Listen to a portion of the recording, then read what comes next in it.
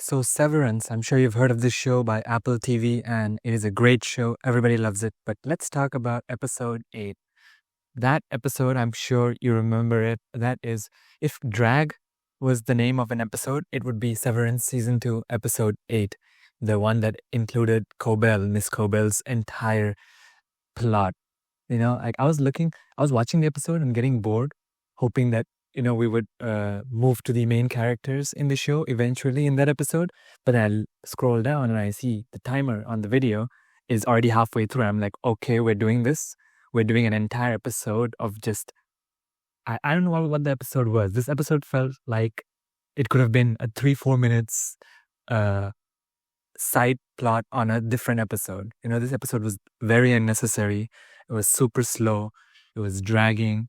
It showed so many sequences and scenes that were just boring, slow, and like sure they were shot well and everything, but it just did not mean anything. We got to see we got to see her family and her plot after some like I don't care. Okay, I really did not care about this episode. So episode 8 was you can literally skip episode 8, go from episode 7 to 9, and it would still feel like a continuation. Episode 8, whatever they show you, maybe it's important in the future, but for this season, it was not important. It was completely slow, dragging, and come on. That one episode made me reduce my point to -1. Like, it would have been a 10 out of 10, but that episode was very dragging. If you say that episode's really good and it's really nice, then something is definitely wrong with you. Now, this video isn't that going to be a episode boring. is the definition of a slow, dragging filler episode. It literally had none of the main cast except for Cobell, which she wasn't even the main cast in the show.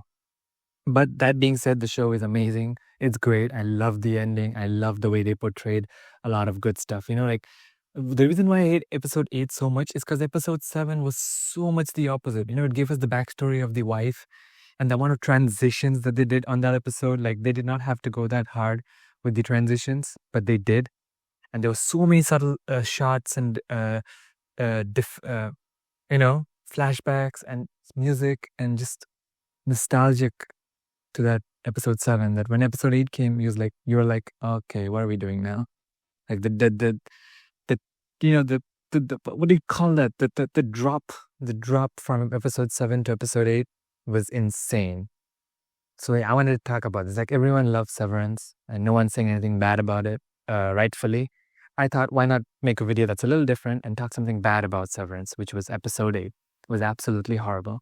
Okay. Maybe I'm wrong. Maybe in the future, all of those characters that Cobell meets is something important, but I doubt it will be something important because I yawned and I kept checking when the episode's going to end so that I can move on to the next episode, which would include the main cast, the main hero, Mark, Helly, Gemma, and all that stuff. And another thing weird about the show is that, the real Helly that pretends to be the innie and comes for the first 4 episodes, why does she hook up with Now, Mark's this video innie? isn't going to be a boring. Does she like him? Like, it's not really explained, and people aren't really talking about it. Why would she do that? It's kind of confusing. Maybe she likes him. Maybe they implicate it somewhere, but I completely missed it. Let me know if you know something about that. And let's not talk about the most goated scene of Severance is when Milchick scrams after giving the letter to Dylan's innie. He just runs past the door. Yeah, that scene is a 10 out of 10.